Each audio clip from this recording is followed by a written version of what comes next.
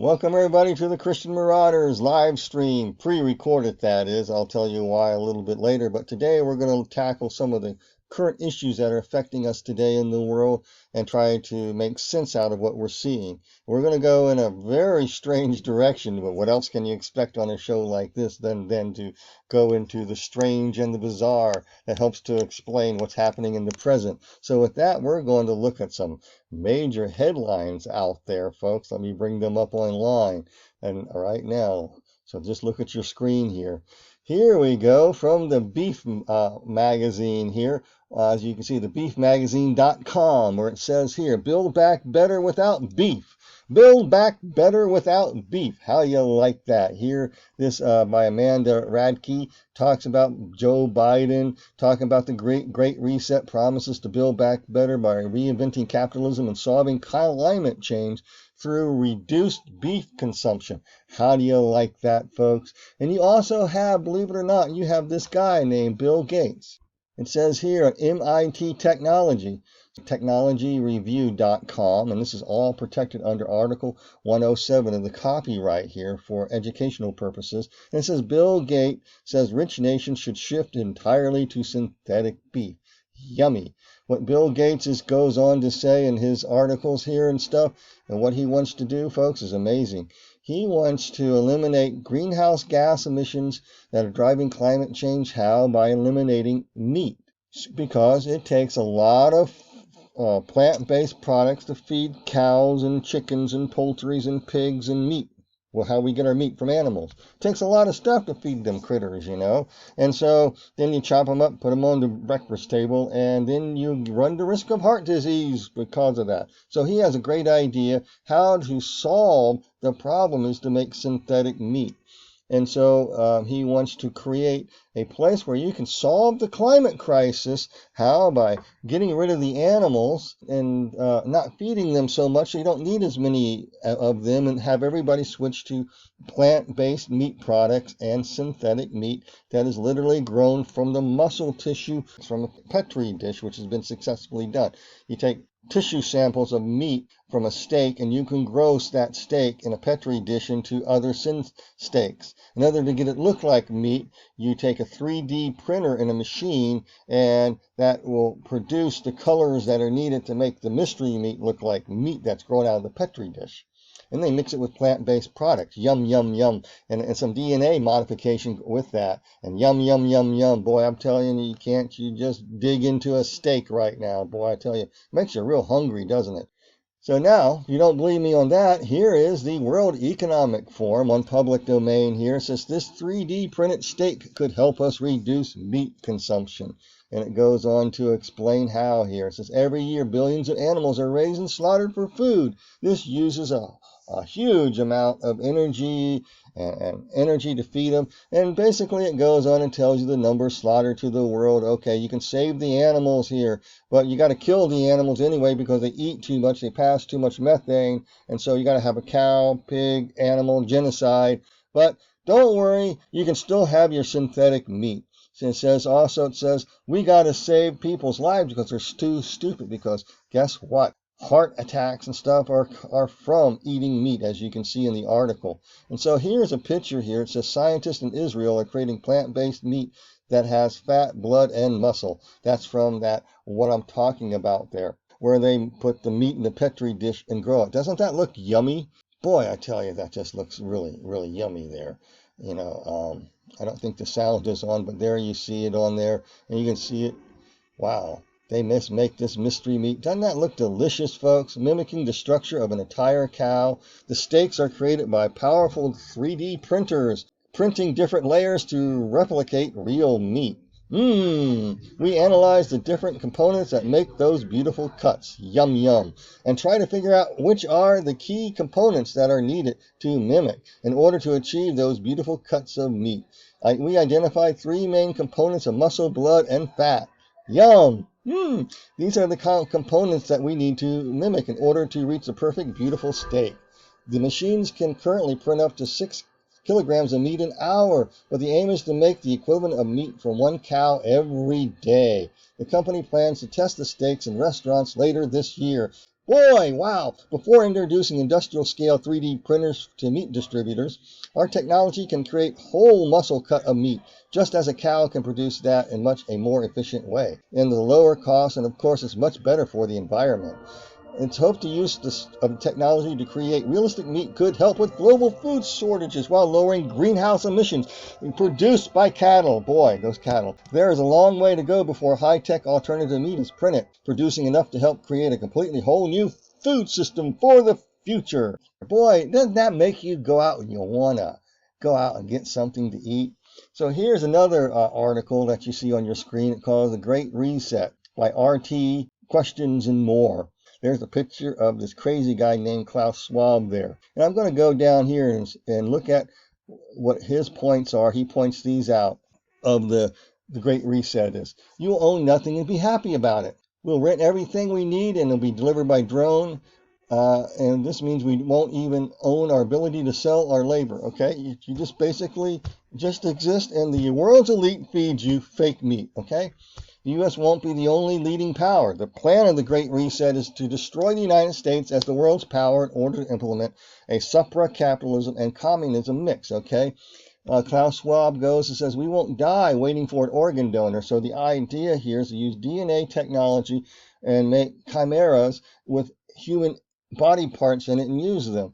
In other words, you mix one species DNA with another, and they're doing that. They're also implementing AI technology for the same purposes, to make a more better human being. And it says here, number 4, we will eat less meat. Meat will become an occasional treat, not a staple. We'll eat less because it's good for the environment and our health. This is like a choice offered by a state telecommunications monopolies. I mean, this guy is a great commentary. I suggest you look at RT.com on the Great Reset here. It is pretty tongue-in-cheek here. Western values will have been tested to the breaking point. That is what Klaus Schwab goes on to say. And he talks about building back better, a Great Reset. Wow. So that's what we're talking about. Now, go ahead and look at this here, too.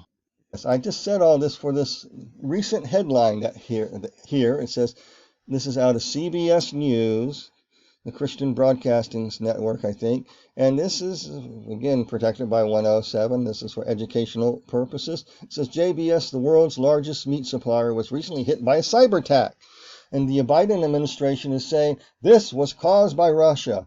However, if we look over to June 2nd here, from Newsmax article here, says the largest meat producer says vast majority of plants back online after a cyber attack. Hallelujah.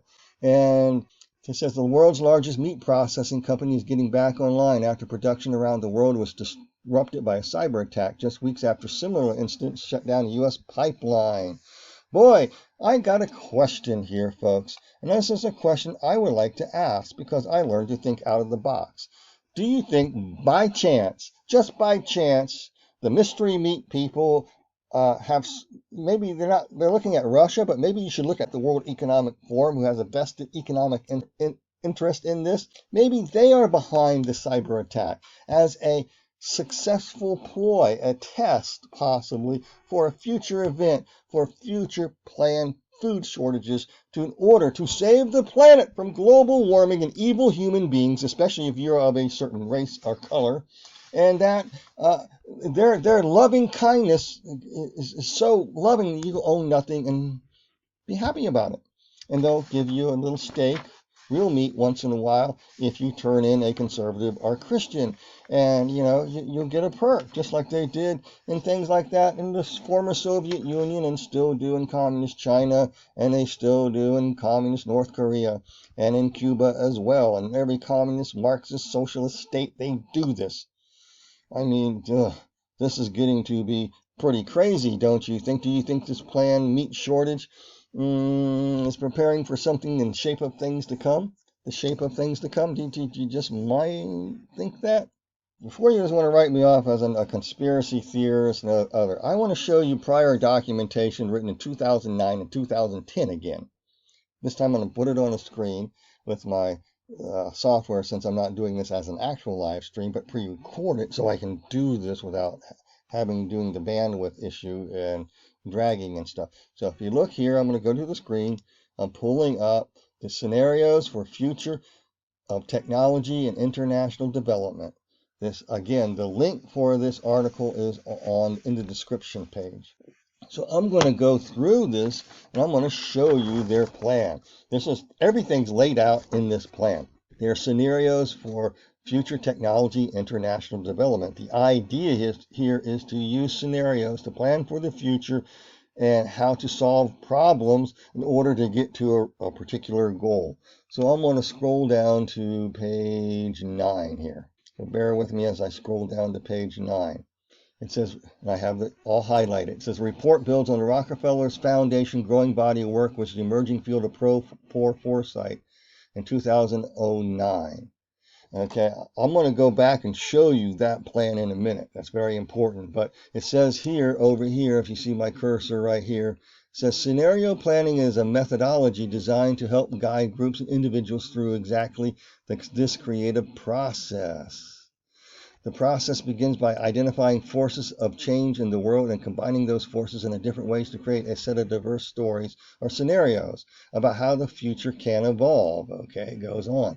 And it says here, rather, they are thoughtful hypotheses that allows us to imagine and then to rehearse different strategies on how to be more prepared for the future, or more ambitiously, how to help shape a better future for ourselves. Oh man, how you like that? Boy, I tell you, they're really looking out for our best interest at heart, don't you think?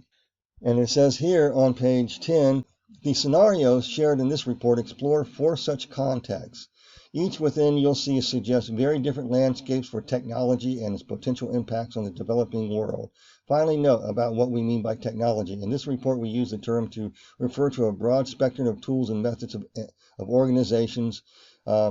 Tools for basic survival. It goes on and talks about basically how to track and monitor those. In other words, you use each one of these major crises in order to create technology to monitor and track every citizen of the world of what they eat and consume. So basically, you'll be controlled by autocratic bureaucrats who bean count how many calories you eat, what you can buy, what you can sell. You'll own nothing, and you will certainly be happy about it, because if not, they will get rid of you. So with that, I'm looking at page 16. Here we have the 4 chapters we'll be looking at real briefly here. This is how they plan to arrive at a better future world where they can track and monitor everybody through implementing crisis, playing both sides at once, everything like this is their scenario. This is what they are designed to do. Lockstep. They want to create a world of tighter top-down governmental control and more authoritarian leadership, with limited innovation and a growing citizen pushback. Why do they want to do that? They want top-down control in order to find out who are the resistors, who resist this, so they can mark, track them, and get rid of those who resist, because they want an authoritarian leadership for this. And they'll implement this by being clever together. And it says, a world in which highly coordinated, successful strategies emerge from addressing both urgent and entrenched worldwide issues, which are, according to that chapter, global warming and healthcare, universal healthcare, that is. The next step is called hack attack. And it says, an economically unstable, shock-prone world in which governments weaken, criminals thrive, and dangerous innovations emerge. So the whole thing is, and hack attack is to break the system in pieces. After everything is destroyed, you get back and you solve the world's problems. You build it back better. You got that right. So as you can see in Lockstep, this is chapter Lockstep on page 18. So now we have here talking about using some type of crisis here, and you can fill in the blanks here. And what the purpose of it here in Lockstep, as it says, is a world of tighter top-down governmental control and more authoritarian leadership with limited innovation and growing citizen pushback. They want to create citizen pushback and see who is going to push back so they can track and monitor you for a future development. Scroll down to page 23. This is the technology, because it's all about developing technology. And it says, scenario narratives point to areas where conditions may enable or accelerate development of certain kinds of technologies. Okay? It says, technology innovation in Lockstep is largely driven by government and is focused on issues of national security, health, and safety. Okay? Most technological improvements are created and for developed countries shaped by government's dual desire to control and monitor its citizens. So this is from the Rockefeller, the benevolent, kind, ever-loving hug the tree planet, save you, save everybody. This philanthropic organization here has your best interest at heart. And if you look down here, I scrolled it up a bit, it says, driven by protectionism and national security concerns, nations create their own independent, regionally defined IT networks, mimicking the most favored countries' firewalls. Governments have various degrees of success in policing internet traffic, but these efforts nevertheless fracture the World Wide Web.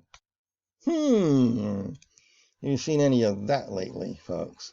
And so I'm going to scroll down to the next chapter here. Just bear with me as you... Here's the next chapter. And it says, in a world, highly coordinated and successful strategies emerge for addressing both urgent and entrenched issues. Okay? And it talks about climate change.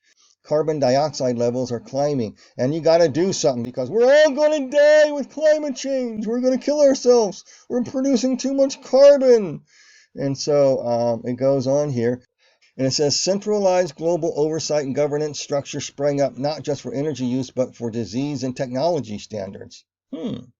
Nation states lost some of their power and importance as global architecture strengthened and regional government structures emerged. International oversight entities like the United Nations took on new levels of authority, as did regional systems. So here's the whole, and the sole purpose of this plan was to collapse the economy. So you have a major event in Lockstep that causes this push to solve global warming. And the whole idea as you go in this plan was to collapse the economic engine of the world, which is the United States, as well as the Western world, collapse it so you will no longer have anything to do with a free market system, not a pure capitalist system. We don't. They're lying to you. We have a free market where we are supposed to break up these corporate monopolies so they don't have too much power that influences government entities to do such things as you're seeing now. So they're destined to play both sides, collapse the system, and bring about this by the events described in Lockstep and now by climate change. So right after the Lockstep stuff is happening, you'll see a push for this type of carbon emissions, Green New Deal stuff in proliferation, as well as providing health care for everybody, universal health care. So that's pretty much it on that stage here. So you go down here, headlines in Clever together on their timeline here. First, U.S. solar power, cheaper than coal. Yeah, it really hasn't happened yet, but that's what they were going for. Look at this. Consortium of foundations launches third green revolution as food shortages loom by the year 2027. Wow. Boy, these people are really looking out for our good here. You go down to this technology and development. We have flexible, rapid mobile payment systems drive a dynamic economy. All that's talking about here, and I have my notes down here, is just simply saying they want to go to a one world currency, a one world digital economic system. Okay? Now here we have Hack Attack. It says an economically unstable and shock-prone world in which governments weaken, criminals thrive, and dangerous innovations emerge. You got to understand, all of these are looking for opponents who oppose the system that they want to create. So through crisis, you identify the reactionary forces and you mark them, tag them, and eliminate them. How? By digital currency, folks. You control their money, what they can eat, so forth, etc. You can control the population, control their health care, all that. You can control the population. Okay? Control the education system. You can control the population. It's about controlling you. So here it says the years 2010 to 2020 were dubbed the Doom Decade for a reason. Not surprising, this opening series of deadly anachronous catastrophes put enormous pressures on overstressed global economy and had entered the decade still in recessions. Efforts cost vast sums of money, but the primary sources from aid agencies to developed world governments had run out of funds. Most nation states could no longer afford their locked-in costs, let alone respond to increased citizens' demand for more security, more health care, more social programs, more infrastructure repair. Didn't we just pass a big infrastructure repair thing that only has very little to do with infrastructure? Oh, well, I digress. goes on and talks about here. This is describing events they want to do. This is a scenario. Now people look, this is just talking about that. It's not talking about what you're talking about. This is a scenario. It does, folks. It sets a template, a pattern to look for here. Look at here, these dire circumstances force tough trade-offs. In 2015, the U.S. relocated a large share of its defense spending to domestic concerns, pulling out of Afghanistan, where the resurgent Taliban seized power once again. We had a new administration come in. We have this guy named Austin Lloyd, who wants to plan for, guess what, folks? Guess what? Guess what he wants to purge? He's looking for domestic terrorists. Trump supporters, 75 million people are targeted as insurgents and insurrectionists we got to get rid of. They are the greatest threat. These people are white supremacists. These people are evil, and we must crush them, says Austin Lloyd. I'm just paraphrasing his mindset for you to try to get the idea of what this guy's saying. So you have here in this plan, this ideology to reallocate resources of our military to domestic concerns. Are we seeing that by chance? They were trying to do this, okay, but it didn't quite work. They were planning on it probably, so at some future date they were. And guess what? This current administration is pulling out of Afghanistan. Taliban's going to come back. Guess what? We're seeing it played out. You need to pay attention to some of this stuff because I don't know what else is going to grab your attention to wake up. Let's go back to this plan here. And in Hack Attack, I want to go to page 35. Okay, look here at the last paragraph. It says, more nation states lost control of their public financiers along with the capacity to help their citizens and retain stability and order. Severe economic and climate stresses push many alliances and partnerships to the breaking point.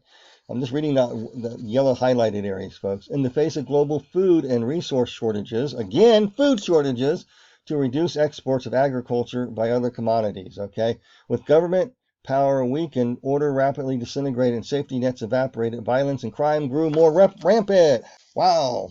Then it talks about countries with ethnic, religious, and class divisions saw a sharp spikes in hostility.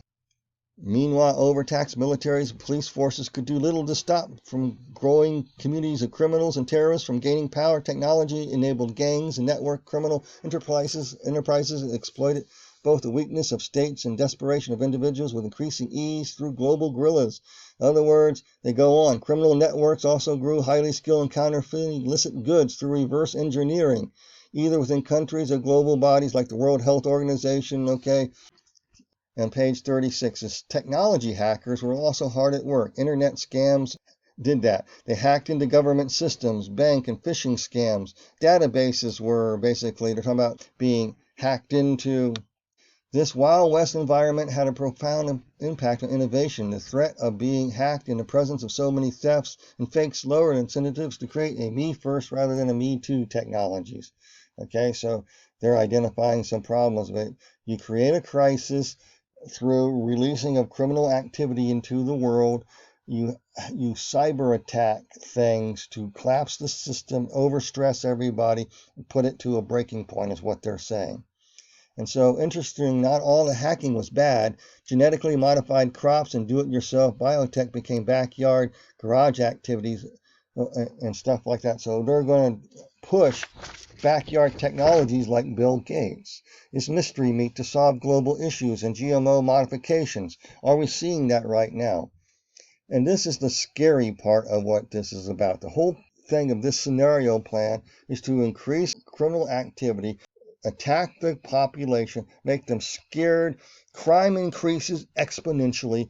Hacking attempts hack into systems, bringing oil and gas pipelines to a shut, meat products and meat stuff coming to a shortage. All this designed for this purpose here.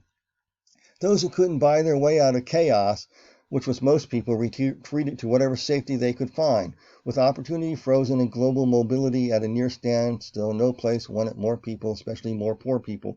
It was often a retreat to the familiar family ties, religious beliefs, or even national allegiances. Trust was afforded to those who guaranteed safety and survival. Whether it was a warlord or an evangelistic preacher or a mother, or some places, the collapse of state capacity led to resurgence of feudalism. In other areas, people managed to create more resilient communities operating as isolated micro versions of formerly large-scale systems. The weakening of national governments also enabled grassroots movements to form and grow, creating rays of hope amid bleakness. By 2030, the distinction between developed and developing nations no longer seem particularly descriptive or relevant. That last sentence is where they want to go in the 2030 agenda.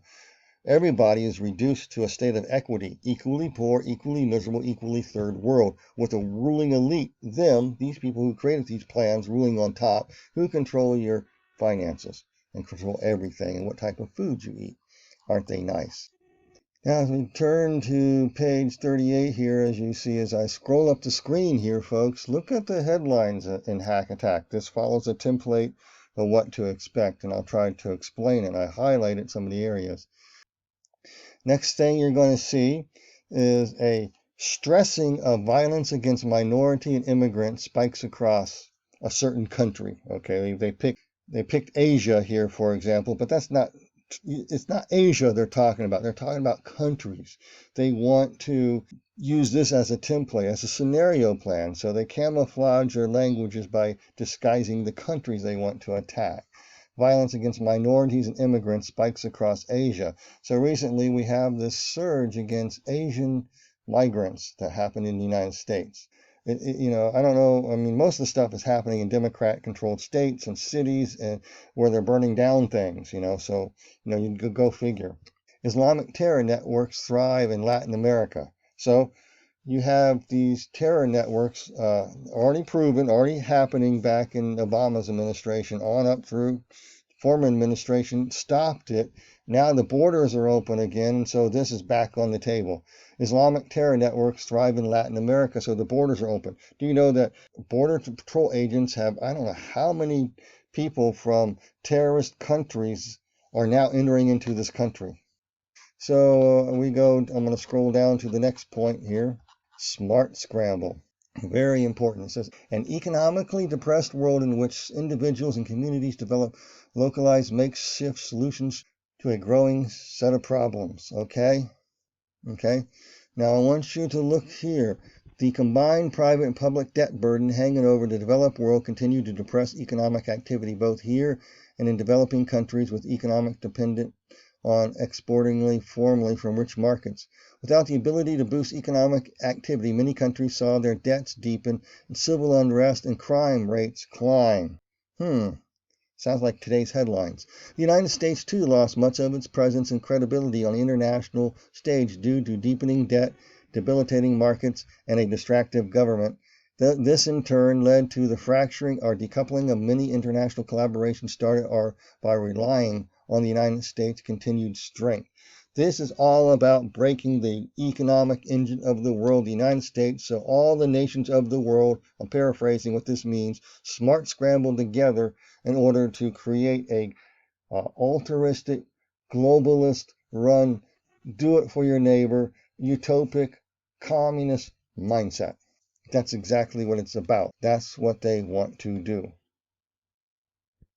As we go to concluding thoughts in Scenario Plan 2010 from the Rockefeller Foundation, and it says this: as you have seen, each of the scenarios, if it were to unfold, would call for different strategies and have different implications on how a range of organizations will work and relate to changes in technology. But no matter what world might emerge, there are real choices to be made about what areas and goals to address and how to drive success toward particular objectives. This is very important here. So look down at the yellow highlighted areas. The first link between technology and governance is critical to consider in a better understanding of how technology could be developed and deployed. Again, this whole scenario plan is about developing technologies in order to have a top-down government type of control with an altruistic world elite governing everything. You own nothing. You'll be happy about it. You learned your lesson. If you obey, everything will be better because we know best for you. That's the idea here, folks. Let's go back and look at the next concluding thought here about the scenario plan. It says a second reoccurring theme in the scenarios is that development work will require different levels of intervention, possibly simultaneously. In some scenarios, philanthropic organizations and other actors in development face a set of obstacles in working with large institutions, but may face a yet unfolding set of opportunities to work with non-traditional partners, even individuals. The organizations that is able to navigate between these levels and actors may be best positioned to drive success. I'll translate that in a second here. A third theme highlights the potential value of scenarios of one critical element of strategy development. These narratives serve to kickstart the idea of generation process, build the future-oriented mindset of participants, provide guide for ongoing trend monitoring and horizon scanning activities. They offer a useful framework that can help tracking and making sense of early indicators and milestones that might signal the way in which the world is actually transforming. So let me translate all this. Let's go back to this theme here, where it talks about large institutions, governing institutions, educational institutions, industry, and high finance all need to be brought under submission. This was 2010. Their plan was to bring these into a world globalist groupthink of partners. Started with the World Economic Forum. It grew in popularity. Now we have woke companies for a reason. Put two and two together, folks. It begins to make sense here, especially when I go and explore the next plan here and show you what they're planning. With that, I want to go to another scenario plan. It's the 2009 one that is stated that this builds off the 2009 plan. And the 2009 plan, it blew me away when I looked at it. So with that, we're going to look at it real quick. Bring it up here. So now we're looking at the front page of the Institute for Alternative Futures, the Rockefeller Foundation, and the Bellagio Center, Bellagio, Italy. This is all in public domain. It's accessible. It's called Scenarios for Smart Globalization. That's what it is. If you look at the picture here, and you know anything about occult symbolism, you see occult symbols. I see it here with a 12-pointed star, 2 cubes, teacups, 9 people. I see here the sun to the east, looking to a new, better, brighter future. And here's the slogan: for the many and not the few, for the rich and poor, for a smarter world. Basically, this is about pro-poor development, accelerating and enhancing pro-poor development opportunities. So what does that mean? Accelerating pro-poor development. That means you look at what they call the economic south, which is all poor countries, all third world countries and second world countries, and how to raise them up. So in this scenario plan, it's all about providing health care for all these people who produce large families. The idea here is you got a large family, and your family is huge because you need it for agricultural purposes. Now, if we give you health benefits for your kids and we implement a stringent population control through abortion, whatever, family planning, you can reduce the amount of kids because we'll keep your kids alive. So you might need just 2 kids to work your farm instead of 9, because you have 9 and 5 of them die of disease. Well, you know, you can run a farm with 2 or 3 kids, and thus you reduce the effect on the climate change, because you guys build fires, and we want to solve that problem too, because we're looking out for your best interest. So this is what this is about: developing poor countries and turning them into globalist, utopic, world communist, Marxist, utopic ideas. So with that, let's look at some of this plan and look at the occult symbolism that's prevalent in this. I'm going to tell you, it is profound. If you know anything about the occult, and you've been in the New Age movement or involved in the occult, and you're a Christian now, pay attention to the symbols, and you can take off on this and explore this on your own. But let's look at it. So next on pages 10 and 11 here, you have these nice little diagrams. It says here, smart globalization requires putting together pieces as a joint effort on a global scale. Collectivism, that's the idea, moving the world into a collective mindset. How do you do that in poor countries? How do you do it with these poor countries? Well, you have the climate crunch. You want to save and threaten these people with climate change. Then you want to stress out their economy, like I said in the last scenario. Why do you want to increase national debt?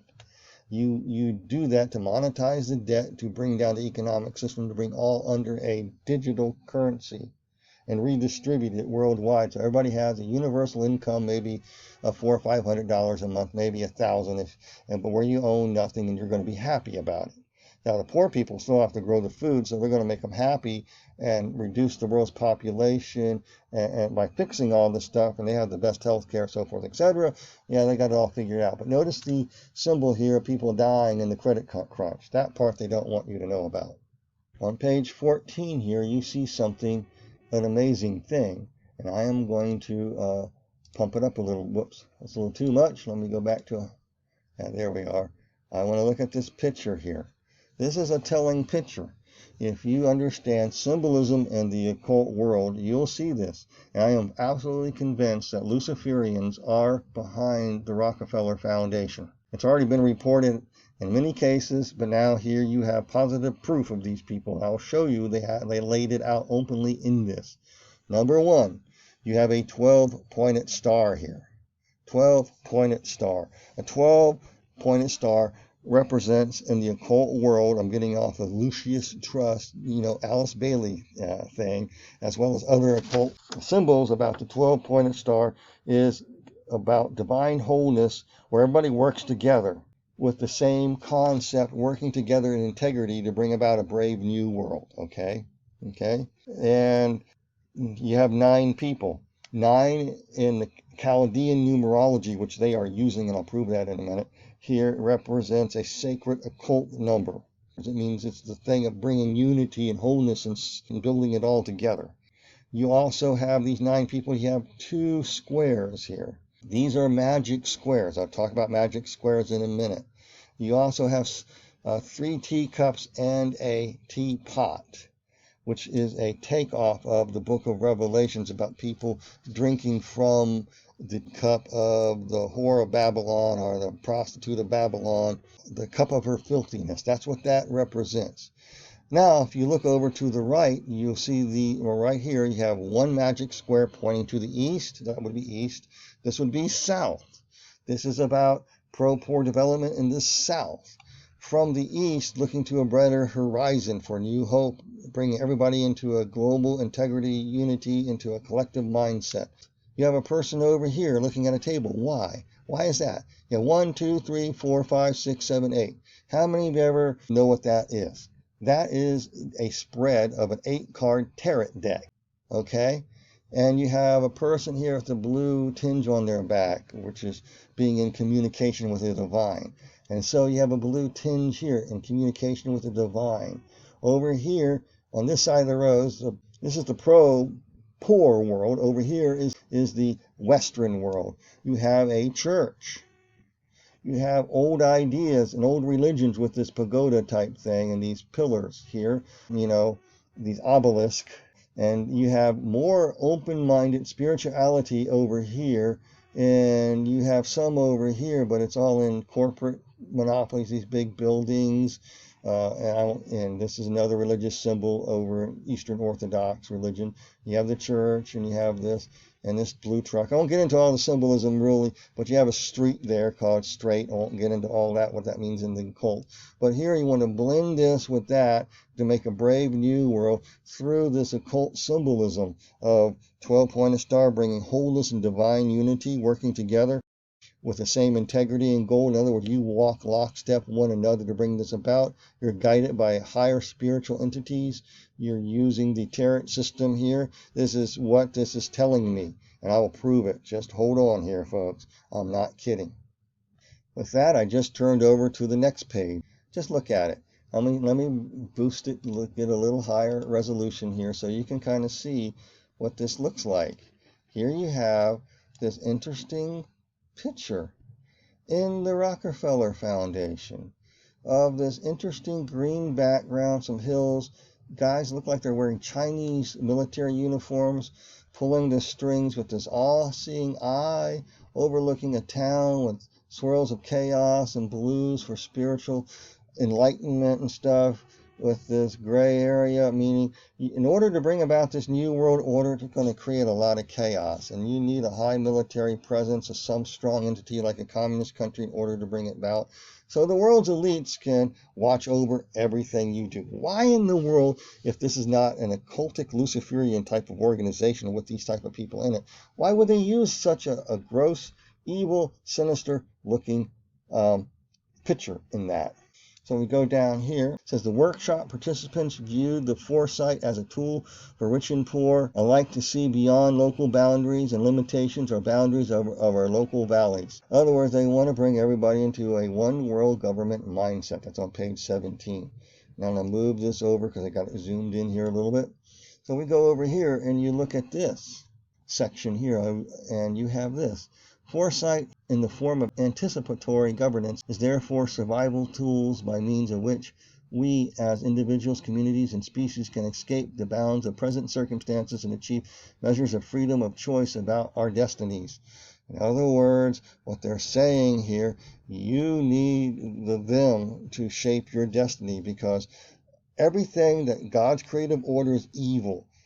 Believing in yourself, believing in your country is evil. All that is evil. So you need to come under a one world utopic mindset with the all-seeing eye governing you. Okay? Just think about what the all-seeing eye represents. I mean, this is frightening. So I want to go to page 22 and 23. It's pro-poor foresight, energy, climate change, science, technology, economic governance. What all this is about is building a surveillance system to watch everything. Just keep following me. And I'm going to zoom this in a little bit further so you can read it a little bit better here. I'm going to scroll over to page 23, I mean. Additionally, these forecasts assume little improvement in the desperate state of energy poverty for the poorest people in the developing world. It goes on with a lot of stuff. And here it talks about women and children are often responsible for fuel collection. Okay, you have to collect firewood, collection of fuel, firewood. It limits educational work opportunities for children and women. In other words, you can't get them into the government-run schools to brainwash them with critical race theory and everything else they need to know to destroy the system. But you want to make their lives more easy, more luxurious, so they can, for themselves, so they stop using firewood, because using firewood produces smoke, and that is a carbon emissions, and you can save the planet, save the world by reducing that. So how do you do that? It says microfinance institutions allow households and villages to mobilize capital needed to make small energy investments such as clean stoves. Okay. I want to talk about clean stoves. It doesn't say this in this report, but in another report and another documentary that they did, folks, as you look on the screen, is this. This is what they were talking about. A clean stove would be a solar power stove to give to places like in India or Indonesia where they have long monsoon season where the sun doesn't shine, but you give them a solar stove that'll heat up their food so they can cook using solar energy. Or you have solar energy, solar batteries, or wind power, or whatever. Some of these places the wind don't blow. So, these people really know what they're talking about, and they're so smart that they don't think that you can't give solar ovens. They're not going to work well where there's a monsoon season and where it's cloudy most of the time and it rains. It just ain't going to work. Sorry. And so they're trying to get rid of the use of fuel in order to save the planet by having clean stoves.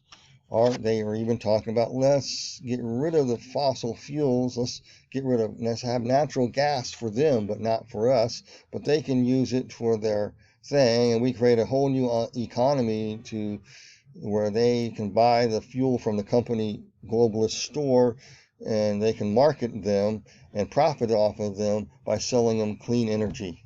Okay, I'm just paraphrasing what these clean stoves are about through some of their own scenario plans, as well as some of the other documents and other things that you see on YouTube by the World Economic Forum about the same subject. The UN talks about this. It's just too much to go into right now in the time limit we have. But that's what they want to do. And then they go on talking about the health care of kids. In order to reduce the population, increase the health care of kids so you don't need 9 kids, 10 kids, or 15 kid families in order to run the farm anymore because you have a high death rate. You solve the death rate, keep a few alive for the farm, and they're predestined forever and ever. That family is to farm for the rich world's elites to eat off of. Even meat for them, but not for you. Okay? So that's the kind of the idea with this insidious plan. Now, this is the unzoomed version of pages 26 and 27. This is a remarkable thing. Like I said, I'm going to zoom this in here so you can look at it. Section, let me run it over to page 27 here. So pro-poor development is basically they want to set up, I'm paraphrasing here for time's sake, set up internet systems worldwide, get them out worldwide, set up an internet system like they designed in 2010 scenario plan for the entire world in order for digital shared intelligence. That's what that is about. Now, if you look at the bottom left-hand part of the screen there, it says, workshop participants talked at length about how the potential of networks to connect innovators and foresight practitioners. In other words, you want to get the internet super capability to monitor all the poor people of the world, what they use for, cook their food, how many have solar panel ovens, how many have clean stoves, and all this. You want to be able to control and track every citizen in the poor countries for their own good. And so I want to scroll over to page here, interesting, page 26. And here you got a spin-off. Let me shrink it down so you can see it a little better. A very interesting thing here. This is a board. It's pretty interesting. Isn't it pretty cool looking here? You see this board. Looks like Chutes and Ladder. But if you know occult symbolism and stuff here, you know that that is a magic square. I'll talk about a magic square in a second. And each one of these things you see here, corporate finances, industrial, are on certain magic squares, which contain numbers. And the numbers that these are on in the magic square match what is going on that you see here in the book. Also match what the dice are saying, the numbers on the dice. This is pure occultism, where the snake's heads are land on certain numbers, where the ladders slide into, all begin to make sense here. So hold on, folks. Let me explain this. So I'm going to Wikipedia now. And it's called magic squares, and they have these squares with certain numbers, and they all add up certain things. I won't get into everything about a magic square, but if you know anything about the occult, anything like that, you will understand what magic squares are about. I won't get into all that. So what I'm going to do is I'm going to scroll down here so you can see that there's different types of magic squares. Each of them one has 3, and their number is 15. Whoops. And you have different planets, okay, here.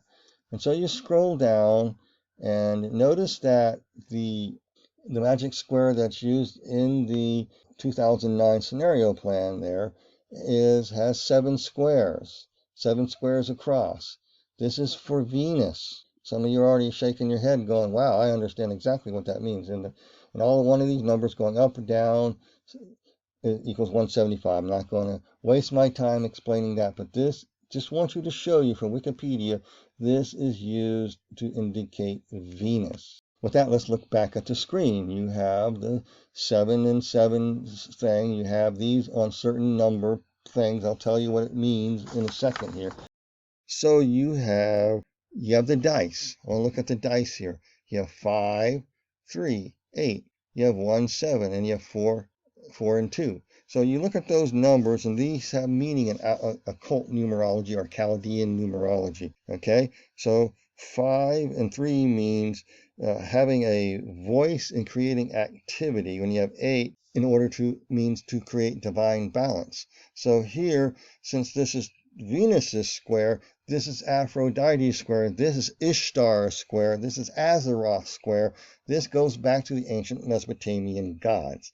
This is the entity seen in the book of Babylon, known as the Whore of Babylon, folks. So this is the Whore of Babylon's magic square to produce something. That 12-pointed star wanted to bring harmony and balance into the world. This is what this entity is doing. And so they are invoking Ishtar in order to do this with this magic square. So 5 means something, 3 means something. Add those together, it equals 8. That means something.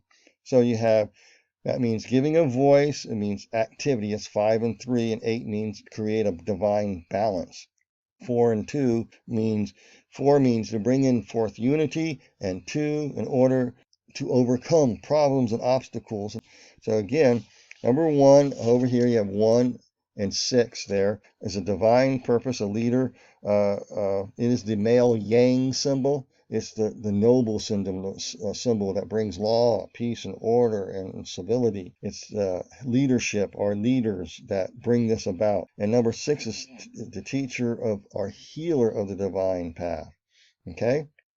And then you have over here 4 and 2, again, right there. And we go over this again so you can get is what it means.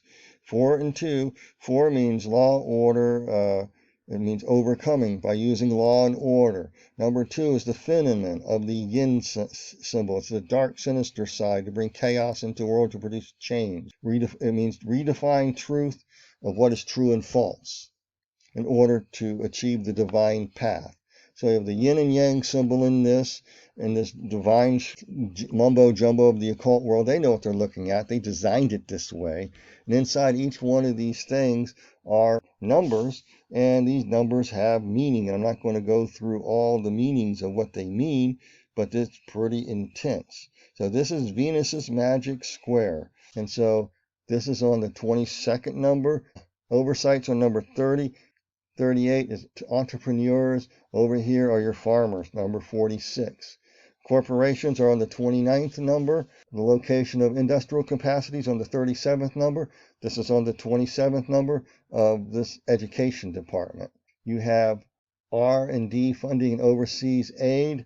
That is on, I think, the 24th square, I think. Yeah.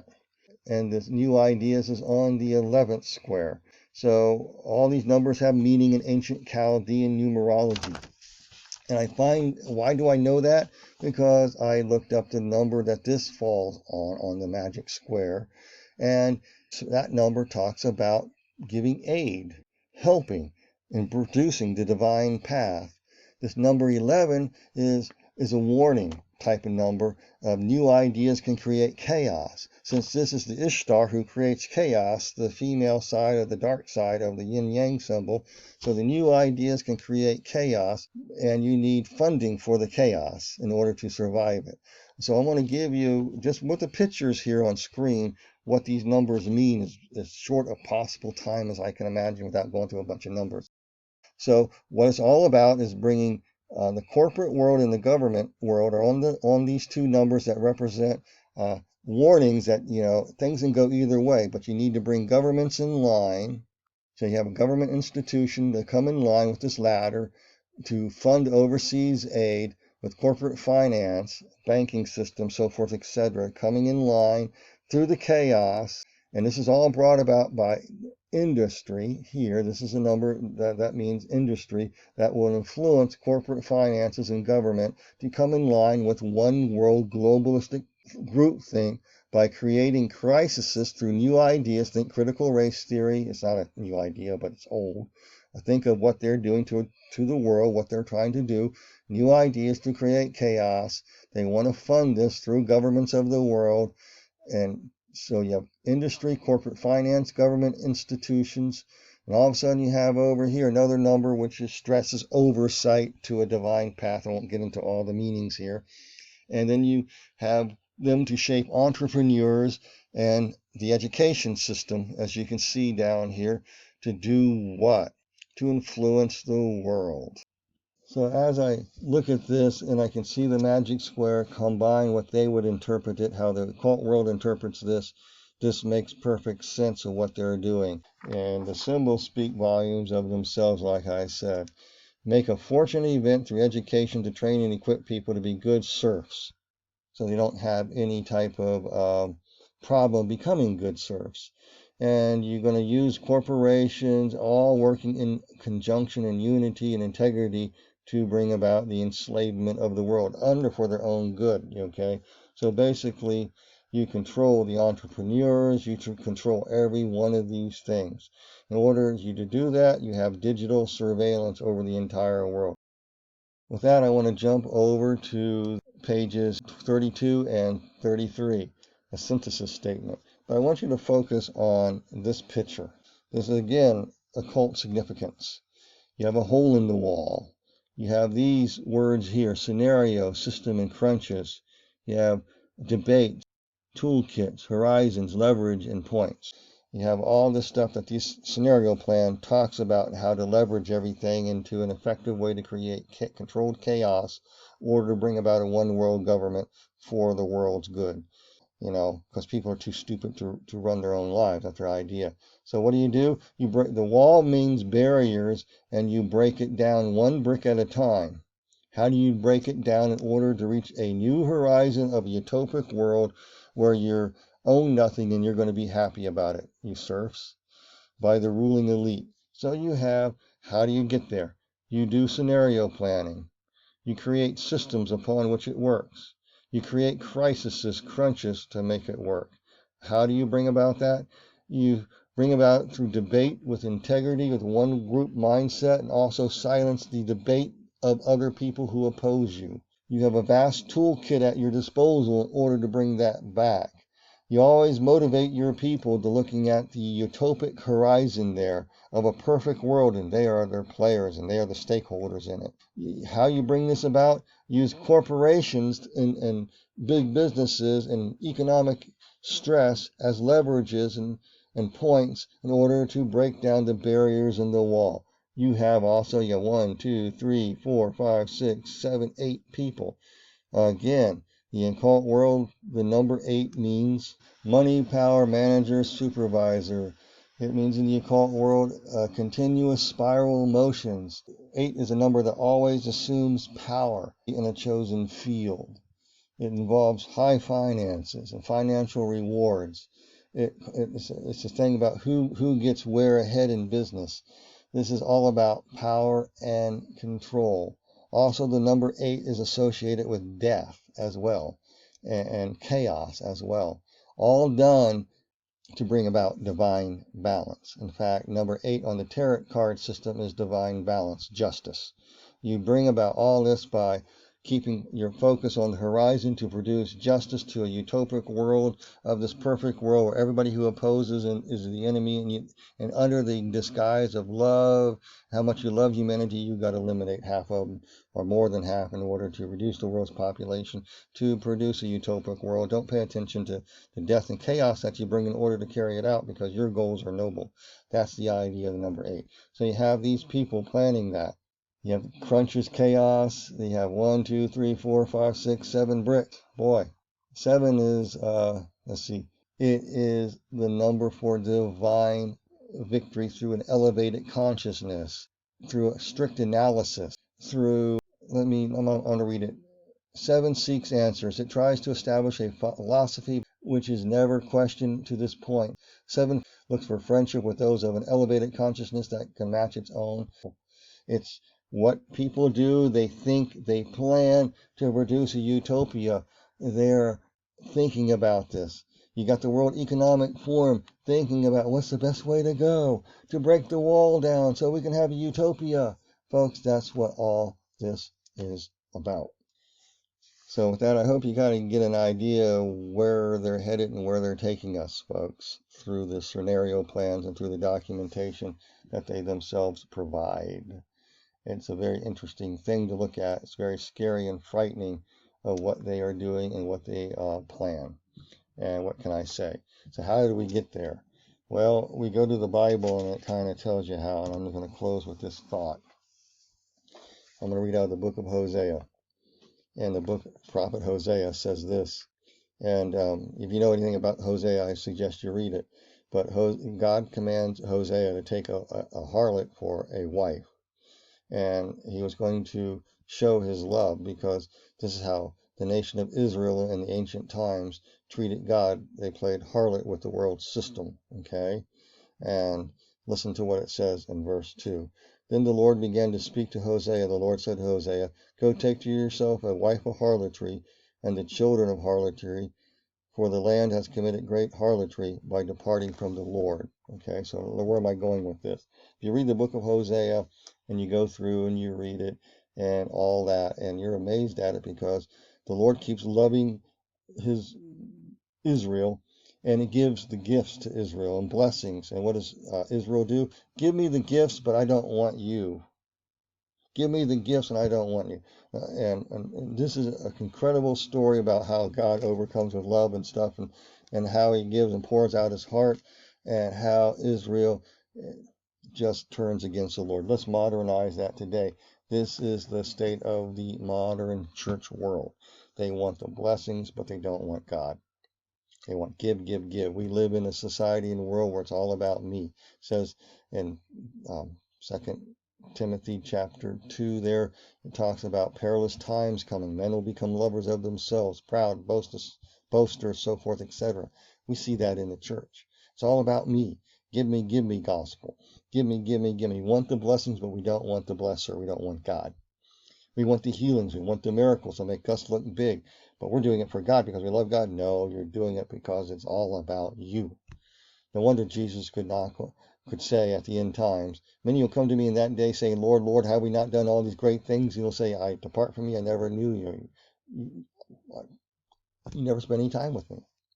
So we're in this mess because the church has dropped the ball.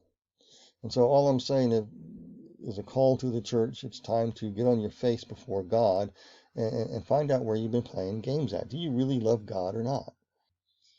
I want you to know what God, the Lord, did for us. He came Jesus came to us as a form of a servant, came in a likeness of us. He showed God's goodness. And how did humanity repay him? They put him to death on the cross. And by doing that, the Lord put on him the sin iniquity of us all, and what he hates of sin, our crimes that we commit, he put on Jesus. Jesus paid our debt in full. So Jesus bore us placing our sins on him, and then he bore the sin of the world, and God put him to death in our place for abandoning, neglecting, having these crazy ideas, destroying people's lives, destroying this. We put people on trial. We do all these things in our mind. We justify ourselves. We put burdens on people they can't bear. We created these stupid ideas like the World Economic Forum does about mystery meat, whatever. We're going to create a whole new world. We don't need God. Okay? And so the church world fell for all this stuff. And guess what? Where we're at today. And so we're doing the same thing. We don't want God because we don't see the Lord that he saved me. I'm a wretch. I don't deserve salvation at all. I deserve it none. And yet Jesus exposed our sin and iniquity and died in our place for our sin and iniquity, paying our sin debt in full of death on the cross on our behalf, dying in our place, suffering the wrath of God in our place for our own sin. And you owe him your life. Jesus didn't save us because we're nice people. He saved us because he loved us. And he wants people back to him. And he constantly proves himself. And so in the church world, he gives blessings. And so all of a sudden, the church world says, I want the blessings. I don't need the giver. I just need the blessings to get along in this world. And so just consider thinking, how have you left God? Are you grateful that God saved you? Made you a new creation? Can you live a grateful life and say that, man, the Lord really loved me? I owe you my life. I don't earn salvation. I can't earn it. Nothing I can do. I humbly fall before you and ask you to forgive me for all my abusing your gifts, abusing all you've given me. Can you just fall on your face and ask God that? Maybe if the church world did that and got right again, maybe things might change. I don't know if they will. I know that these people are crazy and they're gunning for this. They have scenario plan after scenario plan after scenario plan in order to carry it out. They do plan for food shortages. Are we seeing that now? I do not know. We might be seeing the stages set for it and test cases and how to extort money and criminal activity increasing and everything to break down the social order to create enough chaos so a strong dominant male will come on the scene and through the Antichrist and change everything for the world, or it can be delayed if we fall on our face before God as a church as a whole and simply repent. So the choice is yours. So I just want to end that today on today's live stream messages. And you guys be blessed. I hope this makes sense to you. I know it's kind of rambling. But you guys be blessed in Jesus' name.